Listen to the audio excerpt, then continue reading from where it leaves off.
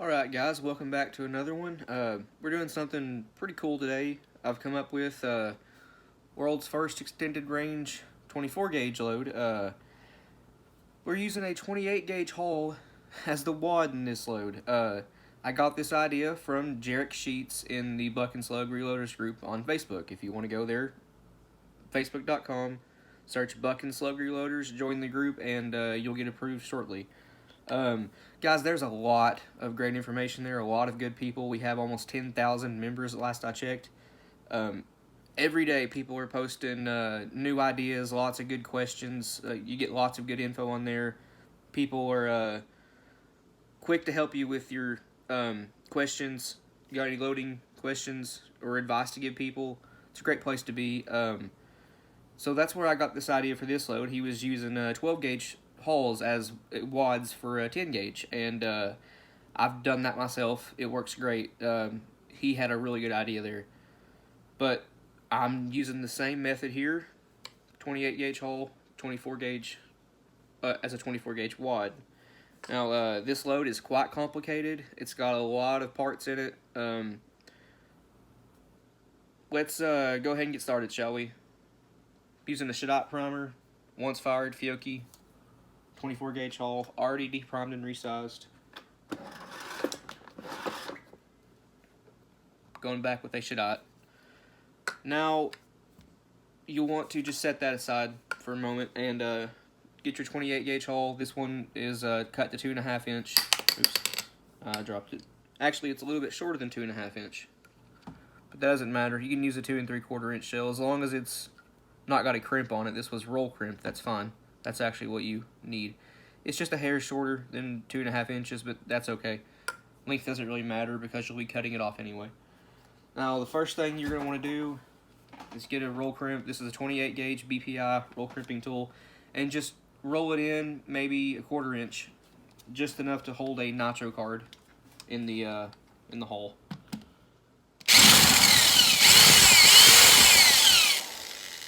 Okay. Maybe a little bit more.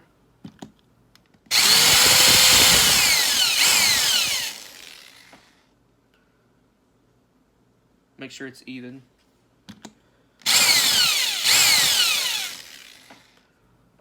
That's looking good to me. Now I know this will be hard to see, but something like that is what's working for me. Next, you'll just want to take a pocket knife or something and hack off the hull flush with the base wad. Let me find my knife here. Okay, I've got this one. Nope. There's my Barlow. The little blade of my Barlow is still really sharp. You just want to cut this off with as much room as you can. You'll have to trim the hull once you get it loaded into the 24 gauge shell. You probably have to take it back out and just play with the overall height of the wad, because this is quite complicated.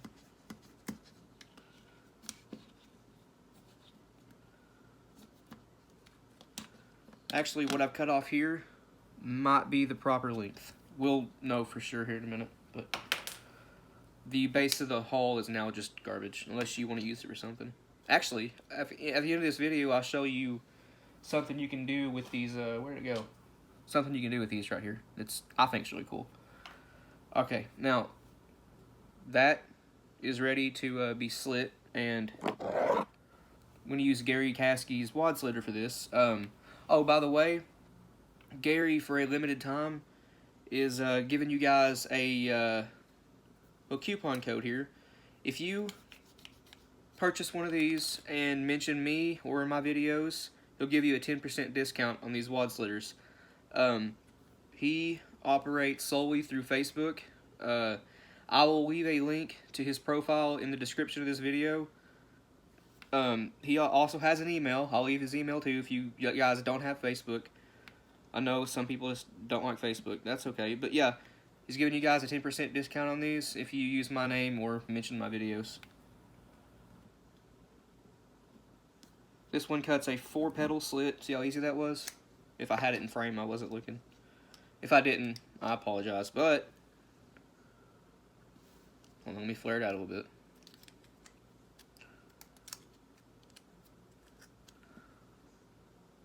How's that? 4 pedals. Slid all the way down to the bottom of the wad. I actually meant to cut that 3/4, but that's okay. I was talking and forgot to set the depth of the cutter. Oops, dropped it to the floor.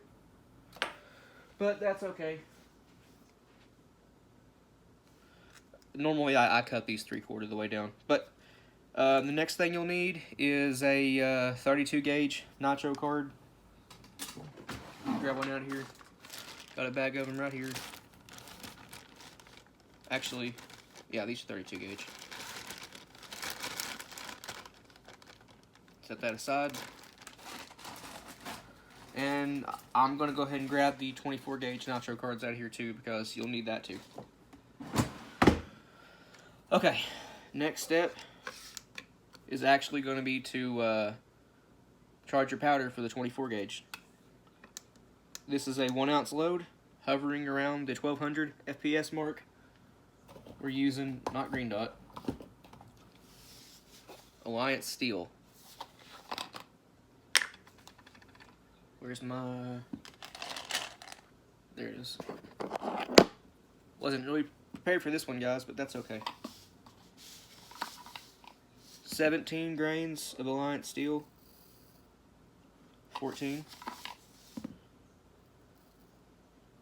17.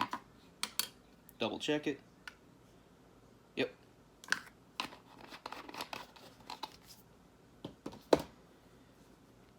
Okay, now the 24 gauge nitro card, they come in sections of 3, if my camera focused on it. You're just going to want to tear off one section. It's pretty easy. Just one section, and set that, use it as an over powder card. That's going to seal the gases. You're going to need that because the bottom of this wad is open. 32 gauge nitro card sits in the bottom of the wad.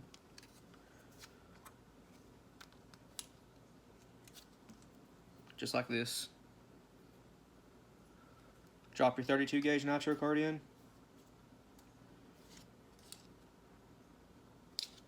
Yep. You're going to need something to use as a ramrod. The press, this is the 16 gauge press. The 20 gauge one, the primer seating punches, they're both too big to fit in the 28 gauge hole. That's okay because we can use, if I can find it here. Here it is. I'm just using a socket extension. You're just going to want to seat that. And I was correct. Stack height is perfect. Okay, next. Let me find it here. You're going to want to use a little bit of fiber cushion wad. These are 10 gauge. I'm going to be trimming it to fit in the 28 gauge hole, which is now the wad for the 24 gauge. Just hacked off a section, cram it down into the, I already lost that socket extension. That's okay. Just cram it into the bottom of the wad. You're going to want roughly an eighth inch of fiber cushioning over top that gas seal. That looks about right. And we're roll crimping this load, by the way. We're not fold crimping this one. 1 ounce of whatever birdshot you want. You could also use a number 4 buck in this load, possibly number 3, but I'm just loading birdshot here. Ounces, yep. I could need a little bit more fiber cushion. We'll know here in a second. Nope. Okay. What I'm doing here, it's right to where it needs to be for the roll crimp. I have about a 1/4 inch left over top. I have it the shot at 0.98 ounces. What I'm going to do to help this load out a little bit more, because I do want this to be an extended range load, is I'm adding the last 2 1/100ths of an ounce as the buffer. I just got this buffer in the other day. This is the Ballistic Products ITX buffer. I got it because I just wanted to see what it would do with buckshot, because I've not seen anyone else use it with buckshot. Normally you would use this with stuff like tungsten, steel, and ITX, but I don't load ITX or tungsten at the moment. I do load steel shot sometimes, but I don't use buffer for my steel shot loads because I don't really see the point in it.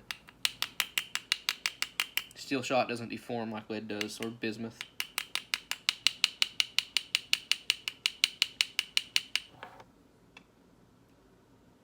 .99. In total, I've added probably half a scoop of this buffer. It's the Lee 2.2 cc dipper.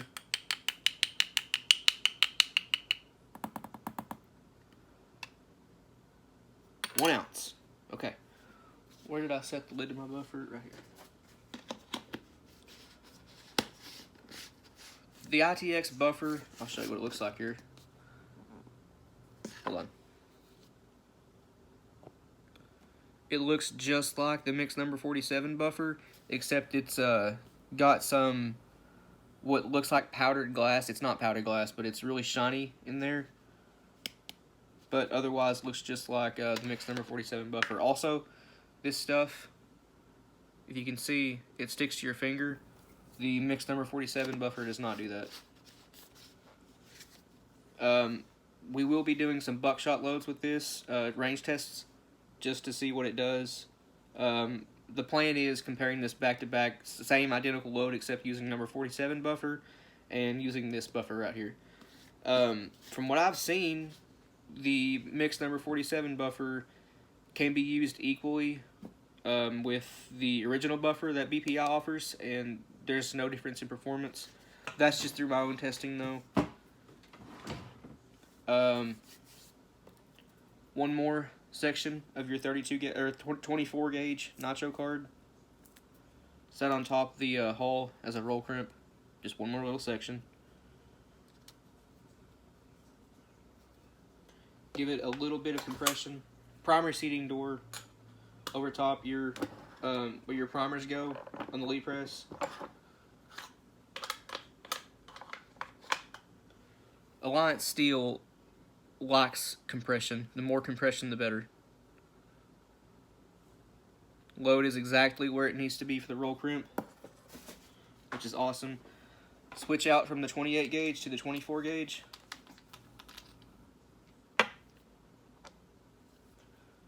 Yep.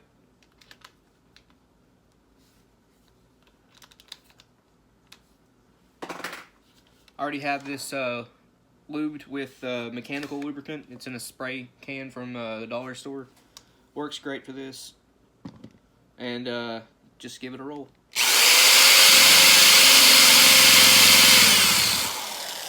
A little bit more.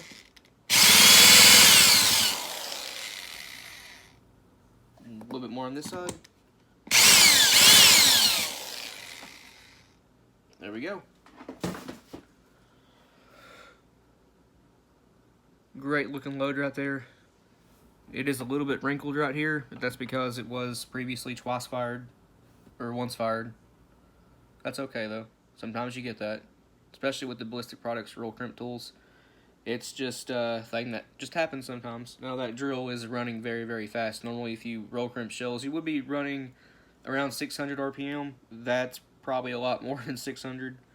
I also did swage this primer pocket back down to American size primers with a I used a socket extension, a hammer, and this socket right here. What size is this one? 7/32. Set it in there, right like this, inside the hole, over the primer pocket. Take a hammer. Now this has to be done on a hard surface, like metal preferably, but I just did it here on the dresser. give it a few taps, 3 or 4 hard taps, and that'll re-swage your European primer pockets back down to American size. Just a little tip. It works quite well. Let me get my camera focused back on me. I guess that worked. But, yep. There's your world's first extended range 24 gauge load. Like I said, I have tested this in 10 gauge previously, and it worked. The load did not fail. It actually worked, and from what I've seen, it worked quite well. If you remember, me and Josh fired my 28-inch barrel 10 gauge with one hand, one arm, about a month ago in a video, and those 2 loads that we fired happened to be the ones with the 12 gauge hull as the wad, and we weren't aiming at anything, but the load I fired just happened to hit the patterning board, and from what I've seen, it was a fairly decent pattern. But we'll revisit that again. It's a good looking load. Oh, I should mention the Winchester AA 28 gauge hulls, the AA HS. That doesn't work for this. The plastic is too thick. It bulges the bottom of the 24 gauge hull out a little bit, so you have to use your thin walls like your Shadats and Fiocchis. But there's that. I am working on something for 24 gauge, but I haven't. I mean 32 gauge, but I haven't quite yet got it figured out. But when I will, I'll let you guys know. I know a lot of people don't have 24 gauges. Most people don't, or 32 gauges, and this is definitely not a beginner's load right here. This is quite complex, but then again, maybe you just happen to have a 24 gauge and you don't load anything else and you're wanting to reload for this because factory ammo it's gotten expensive. 10 years ago, it used to be literally half the price it is now. It's up over 23, 24 bucks. You still can find it on sale cheaper, a lot cheaper. About 8 months ago, I did buy essentially a case of Fiocchi number 6 shot 24 gauge ammo for $9.99 a box off Midway USA, but regular price is I think it's $22.99, $21.99, something like that. But yep. Well, I appreciate you guys watching this one here. I thought the load was really cool. Just wanted to share it. So hopefully you guys enjoyed it. If you got any questions or just want to leave a comment, go ahead and leave them. I'll get back to you. Thank you guys for watching, and we'll see you in the next one. Okay, I just realized I forgot to show this. I told you guys I'd show you something cool you can do with the bottoms of these shotgun shells. Now, this is 28 gauge. I recommend using 12 gauge for this, but I thought it was cool anyway. If you play guitar, like me and Josh do, you can actually use the head off the shell as your knobs. See? The primer pocket just happens to be the right size to fit over the pots. Just thought that was really cool. This is an Epiphone 1984 Explorer. It's not from 84, it's made in 2017, this one was, but it's a sort of a copy of the ESP Explorers that James Hetfield used from Metallica.